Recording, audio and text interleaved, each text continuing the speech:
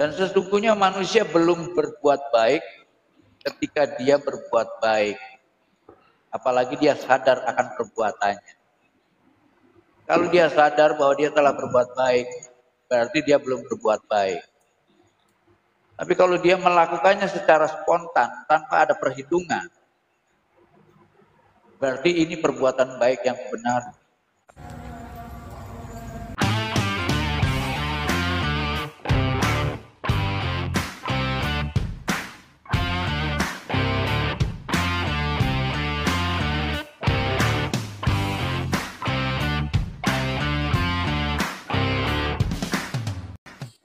Salam satu hati para tandapan di mana saja berada.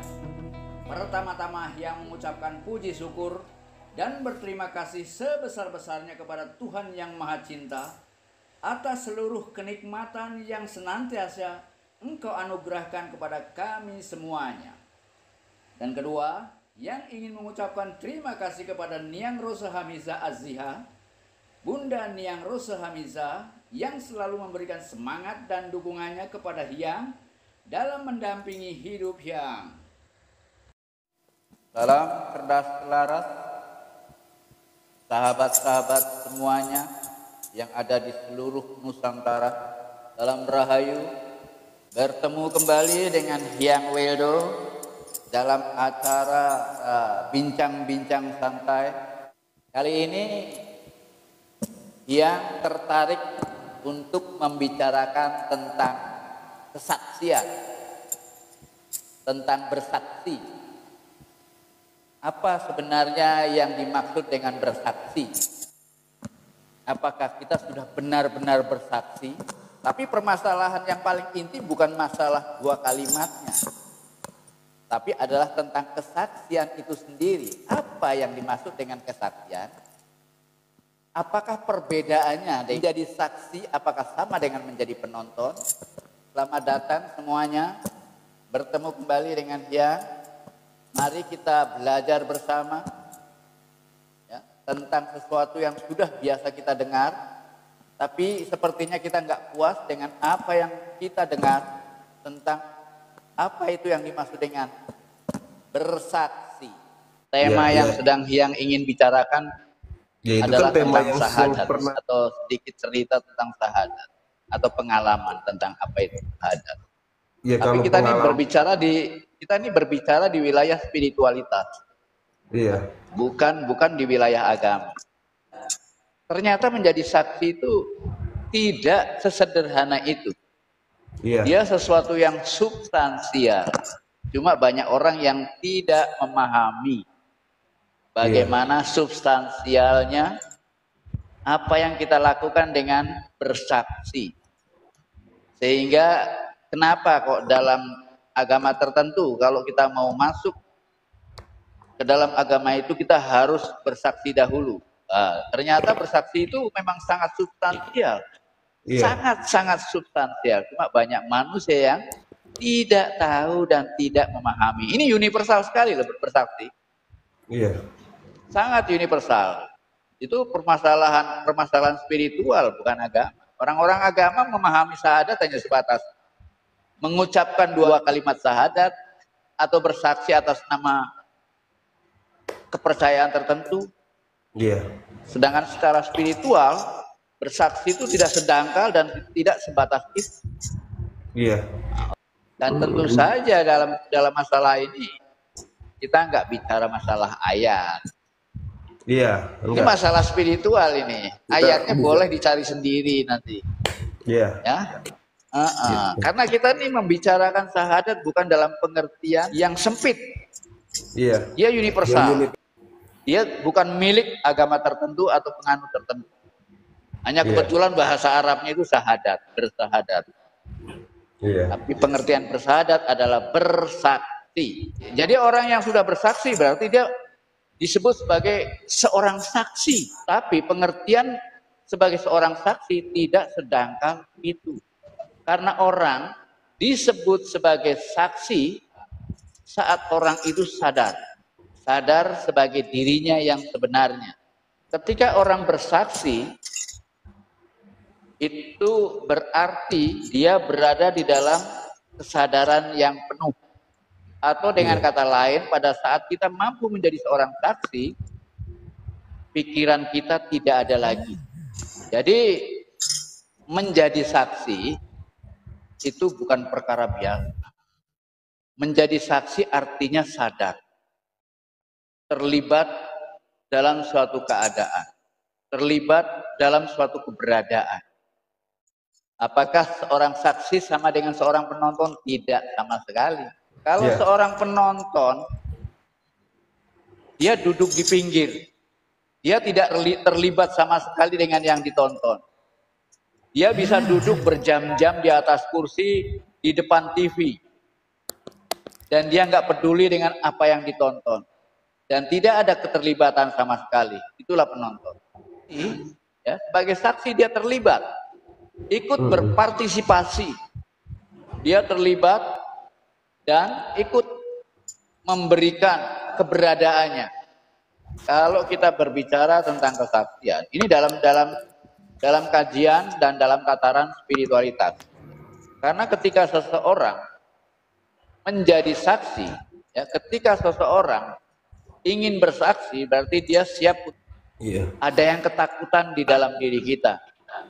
Pikiran kita akan mengalami ketakutan. Karena pada saat kita bersaksi, pikiran itu akan menghilang. Kita tidak lagi membutuhkan adanya pikiran. Karena pada saat manusia ada di dalam pikirannya, berarti manusia itu sedang bermimpi. Dia hanyut di dalam pikirannya. Pikirannya melayang-layang. Nah, orang-orang yang sedang ada di dalam mimpi jelas dalam tidur. Jadi orang-orang yang berada di dalam pikirannya adalah orang-orang yang sedang tidur. Nah, orang-orang yang sedang tidur tidak bisa disebut sebagai saksi. Berarti kita harus melepaskan pikiran kan menurut Eyang. Jadi pikiran kan hanya kendaraan menuju ke saksi. Bukan melepaskan lagi. Bukan melepaskan lagi. Dengan sendirinya pada saat kita mampu bersaksi, pikiran itu lenyap. Iya. Dengan sendirinya. Jadi ketika kita bersaksi, pikiran itu menghilang. Sama dengan ketika kita bangun, berarti tidak tidur. Pada saat kita bersaksi, berarti kita keluar dari pikiran. Orang disebut tidur kalau dia sedang ada di dalam pikirannya. Banyak orang yang tidur di malam hari, tapi lebih banyak lagi orang yang tidur di siang hari. Kalau tidur di malam hari, itu tidurnya sendiri-sendiri, individual. Sedangkan tidur yang dilakukan orang-orang di siang hari ini kolektif. Semua orang tertidur karena semua orang hanyut di dalam pikirannya masing-masing. Ketika semua orang sedang hanyut di dalam pikirannya masing-masing, berarti setiap orang sedang berjalan mengikuti pikirannya. Mungkin pikirannya sedang berhayal tentang sesuatu, tentang keinginannya, tentang cita-citanya, tentang tujuan hidupnya. Dan mereka semua sedang tidur, sedang bermimpi. Mereka benar-benar tidak berada di sini dan sekarang. Nah, ini orang-orang yang semacam ini dalam spiritualitas kita sebut sedang tertidur, sedang di dalam mimpi. Sebetulnya dalam agama pun dikatakan bahwa sesungguhnya kamu tuh hidup di alam mimpi, alam yang sementara. Maka bangunlah, bangunlah. Nah, perintah bangunlah ini kan perintah yang menganjurkan kita untuk bangun dari tidur, bukan sekedar tidur di malam hari, tapi tidur di siang hari, tidur di dalam pikirannya sendiri-sendiri. Ayo, yang Wilda ya. Assalamualaikum. Waalaikumsalam. Oh, tanya yang Wilda. Ya, monggo. Coba Mas Daeng, Bang Daeng. Siapa nih yang? Saya, Mas Lim dari Solo, Kang Wilda. Oh, Mas Lim. Ya, Mas dari Lim, Solo. ya. Monggo Mas Lim, monggo. Iya, Mas Lim. Saya sudah lama mengharapkan bisa berkomunikasi dengan yang Wilda. Ya. Alhamdulillah, baru lihat kita sekali langsung bisa komunikasi tatap muka ini.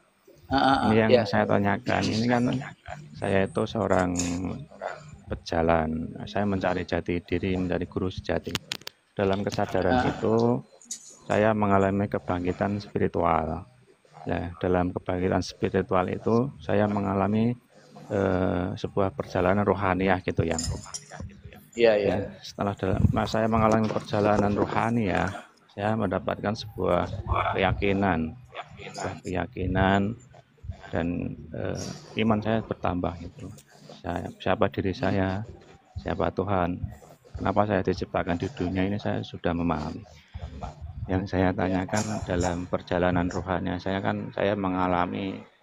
sering mengalami jiwa ini, ruh ini keluar dari tubuh gitu, bisa kadang terbang. Nah, hal seperti itu kan emang itu wajar ataukah itu dari jin, setan atau yang lain, itu gimana? Itu hal yang wajar, hal yang wajar. Yang perlu kita jaga adalah pikiran kita.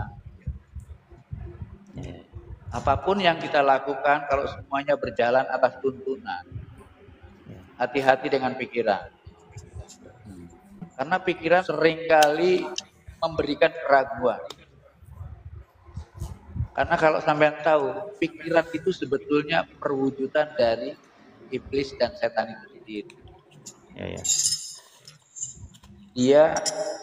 Dia selalu menggoda kita dengan pertanyaan, dengan keraguan.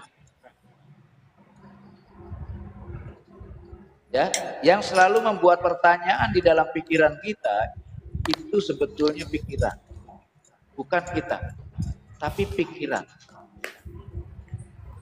Dan di balik pikiran itu ada oknum.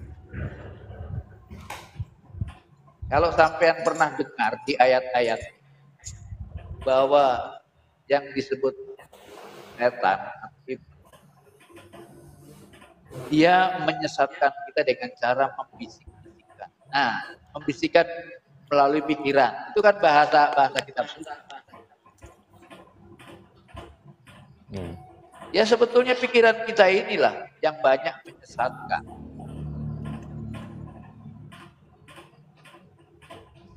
Makanya kita harus hati-hati. Semua pertanyaan yang muncul dari pikiran tidak harus kita jawab.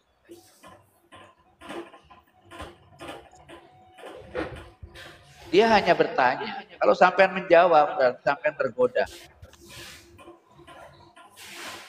Terjadinya tanya jawab ini, sampean hanya bisa menjawab, sedangkan yang bertanya adalah pikiran.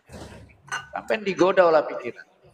Itu salah satu strategi pikiran dalam menguasai kita. Pikiran memiliki banyak strategi untuk menguasai manusia. Salah satunya adalah selalu memberikan pertanyaan-pertanyaan.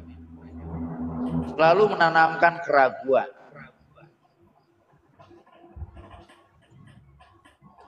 Dan pikiran selalu mengajak kita keluar dari kenyataan, memasuki masa depan atau masa lalu. Sehingga kita selalu merasa menderita, ketakutan, atau kesedihan. Oleh karena itu, Mas Lim, belajar meditasi adalah belajar membuat jarak dengan pikiran kita. Sehingga kita bisa tahu mana pikiran kita dan bagaimana pikiran kita itu mempengaruhi kita. Kewaspadaan inilah yang membuat kita bisa terhindar dari rayuan duka yang dilakukan oleh pikiran.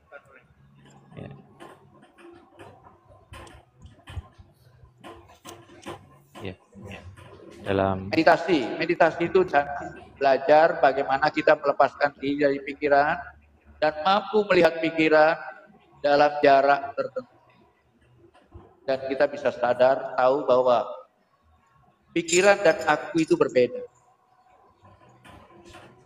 Kita bisa tahu bagaimana pikiran kita bekerja mempengaruhi kita.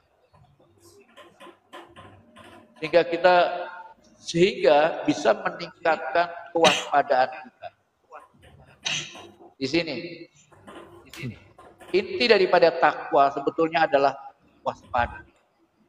Yang harus kita waspadai dalam kehidupan kita adalah pikiran kita sendiri.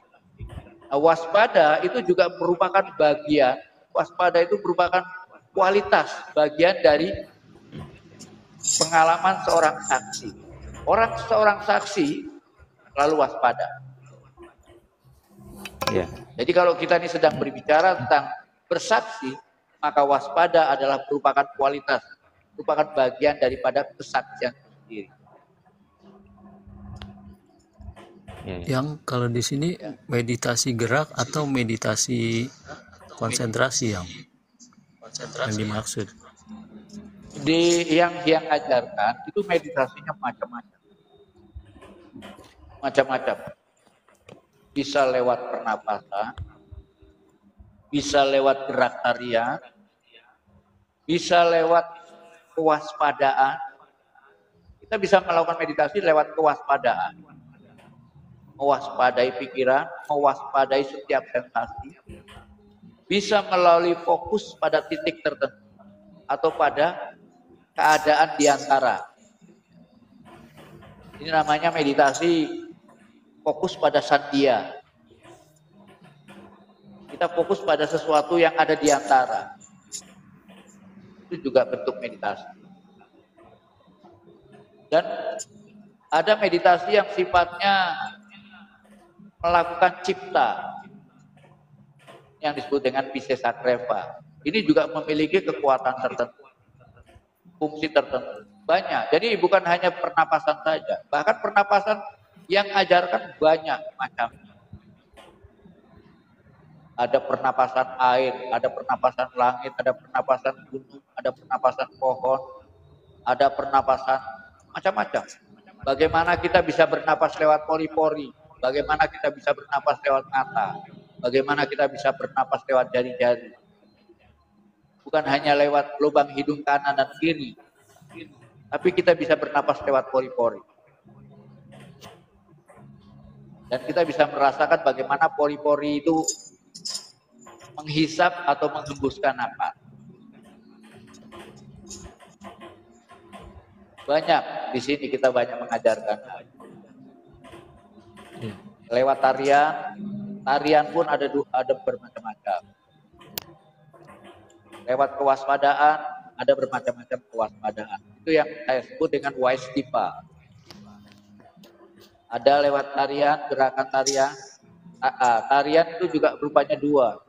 Gerakan dalam dan gerakan luar. Gerakan dalam kita fokus pada bagian dalam dari diri kita itu bergerak. Menari bagian dalam kita itu. Tapi tubuh kita tetap diam. Duduk tenang, tapi bagian dalamnya menari. Itu namanya kita melakukan gerakan dalam. Itu kita sebut sebagai Tarespageba. Kalau gerakan luar itu Tarespagela. Itu yang membuat kita menari dengan gerakan-gerakan tangan, kaki, tubuh. Jika orang lain melihat kita menari. Sedangkan gerakan dalam orang lain tidak bisa melihat kita menari. Yang dia lihat tubuh kita diam, tapi kita menari saat itu. Juga kita bisa melakukan lewat Visesakreva, yaitu lewat membayangkan, lewat visualisasi. Ada bermacam visualisasi, ada 3 macam visualisasi yang menjadi kunci. Jadi banyak sekali bentuk. Juga ada tarian-tarian yang sifatnya sangat fisik, semuanya mengarah pada kelenturan tubuh, pada kelincahan tubuh.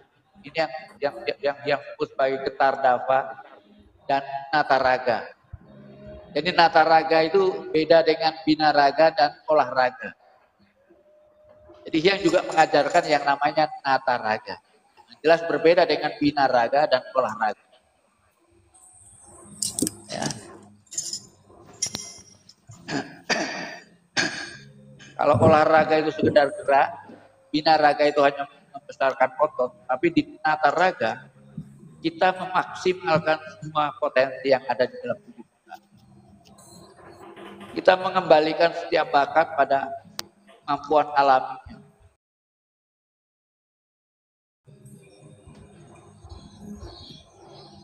Jadi kita berusaha untuk mengembangkan semua potensi yang ada di dalam diri kita. Ya. Tapi tujuan utama dari semua laku adalah agar kita mampu menjadi diri kita yang sebenarnya.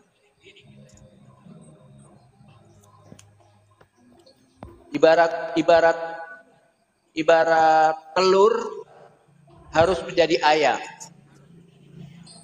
Anak harimau harus jadi harimau. Kalau anak harimau tidak jadi harimau, ini namanya kejahatan. Kalau benih tidak bisa menjadi mawar, ini juga kejahatan. Ya. Kalau seorang petani menanam padi, kemudian tidak menghasilkan padi, ini kerugian. Ini namanya kejahatan. Karena petani dirugikan oleh padi tersebut. Kalau manusia lahir sebagai anak manusia, tapi kemudian dia tumbuh berkembang tidak menjadi manusia, ini namanya kejahatan. Dia sudah melakukan kejahatan terhadap dirinya sendiri. Karena tidak bisa menumbuhkan dirinya untuk menjadi diri yang sebenarnya.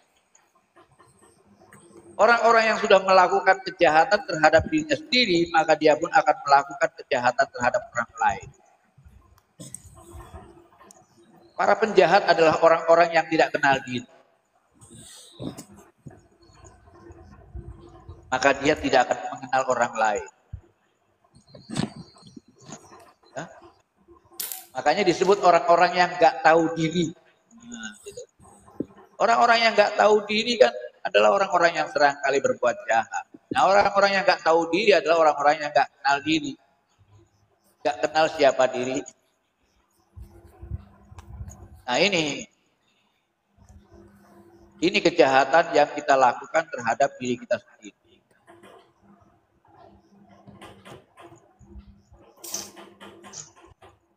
Petani menanam padi, tentunya dia ingin padi itu menghasilkan padi yang berlimpah ruah. Padinya memang tumbuh, tapi tidak menghasilkan padi. Ya jelas petani akan mengalami kerugian. Begitu pula keberadaan kita. Kalau kita tidak tumbuh menjadi manusia,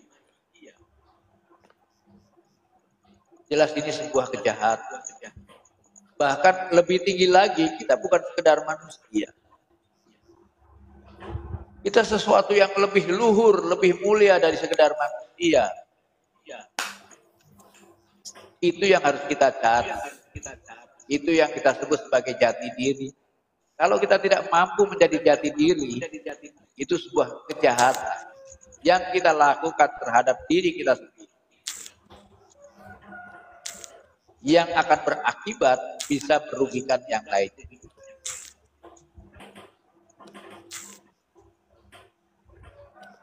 Monggo. Yang saya minta dibahas tentang pernyataan yang di YouTube tentang masalah 3 alam itu. Yang pertama alam fisika, metafisika, dan maha metafisika, yang saya kurang begitu paham ya. Ya itu hanya istilah-istilah saja. Yang disebut alam fisika ya alam ragawi. Ya, lanjut yang. Yang disebut alam metafisika ya alam jiwa. Yang disebut alam maha metafisika ya alam ruh. Ya. Tingkatannya paling tinggi yang mana yang? Ya alam ruh. Yes. Yang maha ya. Yang maha. Itu kalau kita mau tinggikan lagi masih ada. Oh, masih ada lagi ya? Karena ruh yang kita alami masih bersifat ruh personal. Kita harus mampu mengalami sebagai ruh universal. Iya. Sampai ada tingkat pengalaman yang lebih tinggi lagi, terus masih ada. Iya.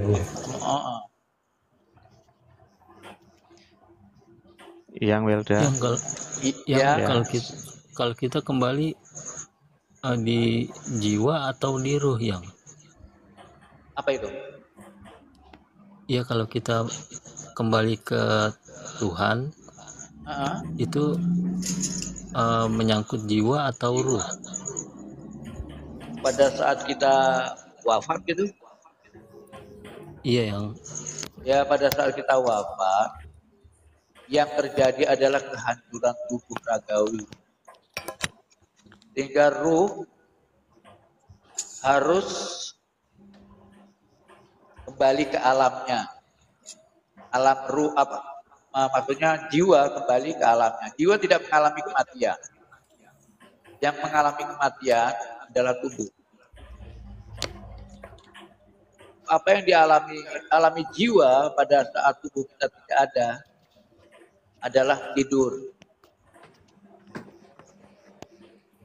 Seperti tubuh kita pada saat tidur, maka apa yang dialami jiwa juga tertidur pada saat tubuhnya hancur. Nah, pengalaman pada waktu tidur itu adalah bermimpi. Nah, bermimpi itu kan ada yang menyeramkan dan ada yang mengasihkan, tapi semuanya mimpi. Apa yang dialami jiwa-jiwa yang belum bertumbuh adalah mimpi. Jelas mimpi tadi ada yang menyenangkan, ada yang tidak.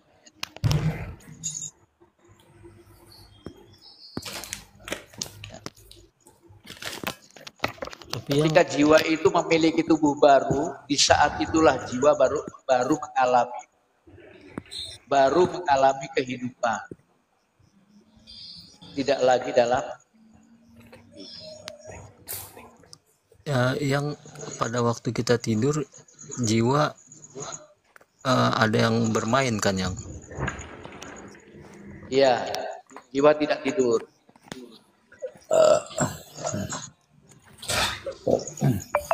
Ya artinya bermain sesuai sama karmanya gitu ya. Jiwa dalam kehidupan kita ini sudah apa yang kita alami dalam kehidupan ini sudah karma. Kita lahir sebagai laki-laki atau perempuan, sebagai orang Indonesia atau orang itu sudah merupakan karma. Iya, sudah Kita lahir ya. dari orang kaya ataupun dari keluarga miskin itu kan. Kita lahir sebagaimana gitu apa adanya ini juga karena karma. Sedangkan enggak kalau kita pada waktu tidur yang pada waktu tidur pada waktu tidur jiwa kita akan bergerak sesuai dengan kepenasaran pikiran kita. Pikiran kita lah yang menggerakkan jiwa kita kemana. Ya. Karena Tuhan selalu mengatakan, aku tidak jauh dari sang kamu. Jadi pikiran kita ini sangat mempengaruhi keberadaan kita. Jiwa dan bahkan ruh itu juga terikat oleh pikiran.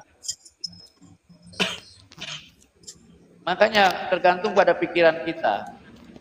Kemana pikiran kita mengarah, ke sana jiwa kita berada.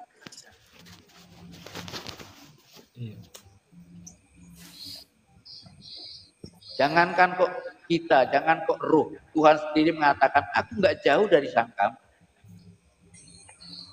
Maka keberadaan Tuhan dibatasi oleh prasangka. Tapi Tuhan-Tuhan yang dibatasi oleh prasangka kita adalah Tuhan-Tuhan yang kita yakini sendiri, bukan Tuhan yang sebenarnya. Yang kalau saya pernah bermimpi dan mimpinya itu terasa saya waktu itu pernah ikut konferensi meja bundar.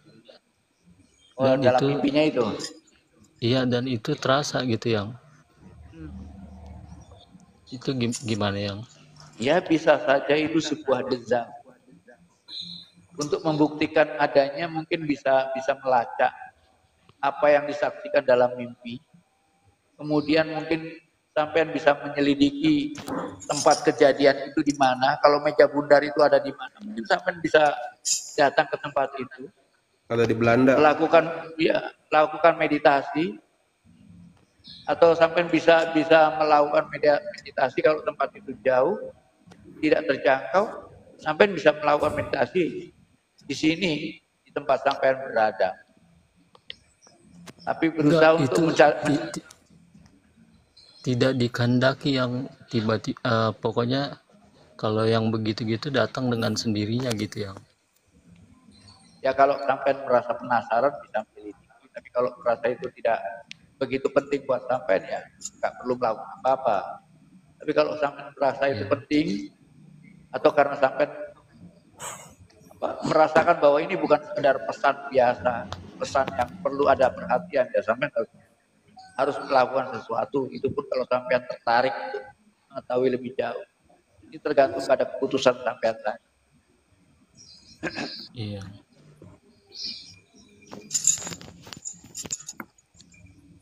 Kalau sampean cari, sampean akan bertemu dengan episode selanjutnya. Iya. Kalau setengah mimpi yang Welda, Ya. setengah mimpi kejadian antara alam nyata dan sebelum tidur kan pernah saya alami itu. Ya. Kadang mengalami antara tidur dan bangun. Ya, mengalami astral projection, jalan ke masa depan dan masa lalu seperti itu. Terus ada kata-kata perintah kepada saya untuk menjaga alam semesta itu. Itu maksudnya apa? Itu yang Welda ya. Ya jelas maksudnya ya diperintahkan untuk melakukan itu. Kemungkinan besar sampean kurang peduli terhadap lingkungan. Tidak ada perintah-perintah di wilayah astral yang mengingatkan sampean untuk selalu sadar lingkungan. Bagaimana kepedulian kita terhadap lingkungan. Di situ dibutuhkan banyak hal yang mungkin kita dapat peroleh lewat kalau kita menyadari, atau dengan kata lain banyak pengetahuan yang dapat kita peroleh kalau kita mulai melakukan sadar lingkungan. Bagaimana menjaga alam semesta, baik alam semesta yang ada di luar diri kita maupun diri kita sendiri. Ya. Terima kasih yang Welda. Iya. Salam rahayu. Rahayu. Nah, saya mau izin Pak nih yang izin turun ini yang. Oh ya, siapa nih Mas Jamaludin? Banyak ilmunya yang. Berkah selalu. Ya. Salam rahayu. Rahayu Mas Jamaludin. Rahayu. Saya juga izin turun yang Welda. Iya. Sehat selalu. Ya, Mas Lim ya. Ya, dari Solo. Mau saya. tanya. Iya. Rahayu. Sehat selalu dan lancar. Mau tanya ya. Iya, tanya monggo. Ini siapa Mas Pancer? Ya. Iya. Mas Pancer, monggo di on cam. Suaranya agak keras Mas Pancer. Benar atau tidaknya adanya kodam? Iya. Gimana? Ada benarnya enggaknya itu kodam itu benar ada apa enggak? Kodam. Ya, kodam itu bisa disebut ada kalau kita memang mengalami keadaan. Kodam itu bisa terjadi dari ego yang sudah bisa kita taklukkan.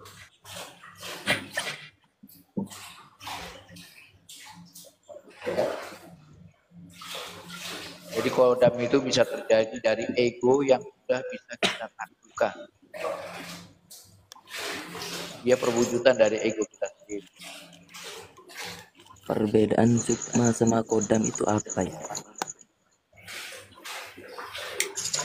Perbedaan apa? Sukma, meraga sukma sama kodam itu apa? Meraga sukma. Raga sukma itu kan pengalaman keluar dari tubuh. Itu apanya yang keluar dari tubuh? Ya jiwa kita. Assalamualaikum, selamat pagi semuanya. Waalaikumsalam. Ya, jadi yang disebut praga sukma itu ya pengalaman keluar dari tubuh. Yang keluar dari tubuh jelas jiwa. Ya. Jiwa Yang baru datang siapa namanya? Mas Monik. Ya, iya Mas Mun. Mas Monik. Ya, jiwa yang mana yang ya jiwa sama jiwa yang ya jiwa. Setiap orang kan punya satu jiwa. Jiwa yang selalu mengantarkan kita pada kehidupan selanjutnya. jiwa itu ada namanya kan? Ya, bisa ada namanya, bisa tidak, tergantung. Tergantung pada dia sudah mampu menemui jiwanya enggak. Kalau sudah mampu menemui jiwanya, mungkin setiap jiwa ada namanya. Masalah nama dan lain sebagainya itu kan hanya sekedar nama. Berarti selain ruh ada jiwa lagi di tubuh ini. Iya, selain ruh ada jiwa. Jiwa ini beda dengan ruh. Kalau jiwa ini bisa sakit, sedangkan ruh tidak.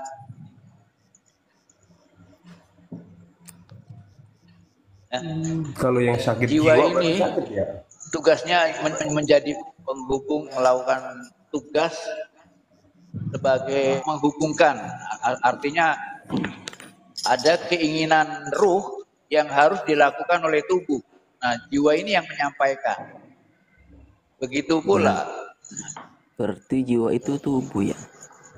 Hah? Jiwa itu berada di tengah-tengah antara tubuh dan ruh. Dia bukan tubuh. Jiwa itu bukan tubuh, juga bukan ruh. Dia ada di tengah-tengah antara ruh dan tubuh. Berarti di antara Allah dan ruh itu ada jiwa lagi. Di antara apa? Allah dan ruh itu ada jiwa lagi. Ruh dan Allah itu sebetulnya nggak jauh berbeda. Dia menjadi berbeda karena dia ada di dalam tubuh. Yang kalau jiwa, sukma, nyawa sama kan yang? Ya itu hanya sebutan-sebutan saja. Sukma seringkali sama dengan ruh. Iya, kalau bahasa Arab kalau nggak salah ada ruh robbani, ruh ruhani, ruh jasmani, ruh banyak macamnya gitu yang kalau ruh. Ya, itu penamaan-penamaan saja. Jadi Ya, kayak penamaan-penamaan terhadap ya kalau kita bagi hanya 3 saja. Ruh, ibarat jiwa, kata kan manusia ada namanya si Agla gitu kan. ya mungkin disebut ruh jasmani, ruh yang berkaitan dengan jasmani. Iya. Sama dengan pikiran yang berkaitan dengan raga ada, pikiran yang berkaitan dengan jiwa ada, pikiran yang berkaitan dengan ruh juga ada. Makanya pikiran itu pun juga disebut dalam 3 sebutan. Iya. Ya. Ada manas, ada budi, ada cita. Yang disebut manas adalah pikiran yang berkaitan dengan tubuh. Disebut budi adalah pikiran yang berkaitan dengan jiwa. Disebut cita, pikiran yang berkaitan dengan ruh. Berarti ruh bukan hanya satu ya. Ruh itu satu. Bahkan tidak ada bedanya ruh siapapun juga. Dia hanya berbeda karena kebetulan menempati yang berbeda. Ngerokok jadi di roda. Soalnya tadi ada penjelasan ruh jasmani, ruh rohani. Berarti bukan Ya, satu itu hanya ya. penamaan saja. Ya, mungkin nama-nama itu bisa seperti ini. Padi, beras, nasi, itu aja. Iya, orang Jakarta bilang nasi, orang Surabaya bilang sego. Nah, kalau itu kan perbedaan bahasa. Ini satu bahasa. Tapi Satu tingkatannya bahasa, ya? beda. Padi, Enggak yang beras, nasi. 3 barang. Padi ya. Iya, betul. kalau Ya, padi, Kalau umpama- beras, nasi. yang kalau umpama kita makan daging nih, yang itu kan ada ruh hewani. Jadinya yang tumbuh kalau kita makan hewan yang itu apa, yang kita makan. yang galak gitu, yang galak, nanti ruhnya akan seperti hewan itu ya. Nah, jiwanya ya betul, itu tadi saya mau menanyakan itu yang bener, yang mohon dijawab yang. Kalau kita pakai istilah-istilah itu kadang-kadang membuat bingung ya. Yang jelas gini aja, kalau kita sering makan binatang, itu ada contoh-contohnya. Contohnya adalah binatang yang suka makan binatang, bagaimana wataknya. Binatang yang makan tanaman itu gimana wataknya. Itu. Iya. Nah, masuk akal logika yang betul. Iya, binatang yang suka yang hidupnya makan tanaman, itu wataknya tenang, diam dan santai. Lihat aja sapi itu yang makan rumput, dia tenang, duduk santai, dia nggak pernah ketakutan dalam hidupnya karena makanannya ada di mana-mana. Sedangkan binatang yang suka makan binatang, hidupnya tidak santai. Seperti harimau misalnya. Yang dimakan itu kijang atau binatang lain yang bisa lari. Ya hidupnya tidak tenang ya. Karena rezekinya bisa lari. Kalau dia ingin mencari rezeki harus kuat larinya. Kalau dia nggak bisa lari, dia nggak bakal dapat rezeki. Ya, maka harimau itu hidupnya tidak tenang, tapi juga pemalas. Begitu dia rezeki datang, dimakan, tidur dia. Tidurnya apa? Karena kecapean habis ngejar-ngejar rezekinya. Ya, ada yang namanya laba-laba. Hidupnya tenang lagi dia. Setelah membuat jaring-jaring, dia hanya duduk diam di tengah jaring. Hanya menunggu makanan nyangkut di jaringnya. Ya padahal binatang makan binatang juga Bang, yangnya kalau laba-laba. Iya, ya. tapi di sana kita bisa lihat bagaimana watak-watak dari binatang-binatang yang berbeda cara makannya. Maka manusia pun bisa mengukur dan menilai dirinya dalam kehidupannya itu kayak apa? Kayak harimau, kayak laba-laba, atau kayak sapi, atau kayak monyet. Manusia itu seperti yang pernah uraikan kemarin di masalah cakra. Dalam diri manusia ini ada unsur hewani, ada unsur insani, dan ada unsur ilahi. Tubuh kita paling bawah ini hewani. Tubuh kita yang tengah-tengah ini insani. Bagian atas namanya ilahi. Mungkin yang akan datang bisa kita uraikan masalah ini. Halo yang Rahayu yang. Rahayu. Mau nanya yang ini. Apa namanya, bagaimana kita itu bisa membedakan antara suara hati sama suara di kepala yang selalu yang kita ngikut yang mana gitu. Ya, gitu. Kalau sampean ingin dengarkan ya suara hati, bukan suara pikiran. Ya suara itu gimana ya? Kita melihat oh ini suara hati, oh ini suara pikiran, itu kan bingung yang tipis. Suara hati itu selalu mengingatkan kita terhadap penyimpangan-penyimpangan yang kita lakukan. Sedangkan suara pikiran itu seringkali menyesatkan. Cirinya bagaimana itu ya? Suara hati. Suara hati kita itu kalau kita katakanlah mencuri barangnya orang, dia akan mengingatkan itu bukan barang. Oh iya. Siap ya. Kalau suara pikiran itu selalu membela apa yang kita lakukan sekalipun tahu dengan membuat alasan. Jadi suara pikiran seolah-olah membenarkan apa yang kita lakukan. Bisikan-bisikan yang selalu menghasut itu pikiran sampean, bukan hati sampean. Pikiran inilah sebetulnya musuh sampean, musuh kita. Dan banyak manusia yang tidak sadar menjadi budak pikiran. Ya betul banget itu ya. sedikit cerita di dalam setiap keadaan itu pasti pikiran itu kan memiliki spekulasi yang memang masuk akal, tapi di sisi lain kan di dalam hati ini kayak ngerti, oh ini baik, oh ini buruk, kayak gitu itu loh yang makanya kita ngikut yang di dalam atau kepala kita ya, menurut Tiang. Penilaian baik dan buruk itu kan tergantung data kalau yang ada dalam pikiran. Dan istilah baik dan buruk itu sebetulnya juga tidak ada dalam pengertian kenyataan. Bagaimana kita bisa tahu ini baik dan ini buruk? Ukurannya apa? Rasa tega itu. Seandainya aku berbuat gini, sebetulnya hati tidak tega, tapi karena pikiran melihat ini untung, jadi tega gitu loh ya. Maksudnya. Oh, logikanya Kalau itu seperti masih itu ya. sebuah pertimbangan, itu berarti masih di wilayah pikiran. Kalau masih ada dualitas, itu semuanya muncul dari pikiran. Berarti bagaimana sebetulnya yang menyikapi seandainya ada suatu peristiwa yang mengharuskan kita bertindak gitu? Kalau sampai ingin dengarkan suara hati, belajarlah untuk spontan. Jangan berpikir. Oh, oke. Siap yang. Terima kasih banyak.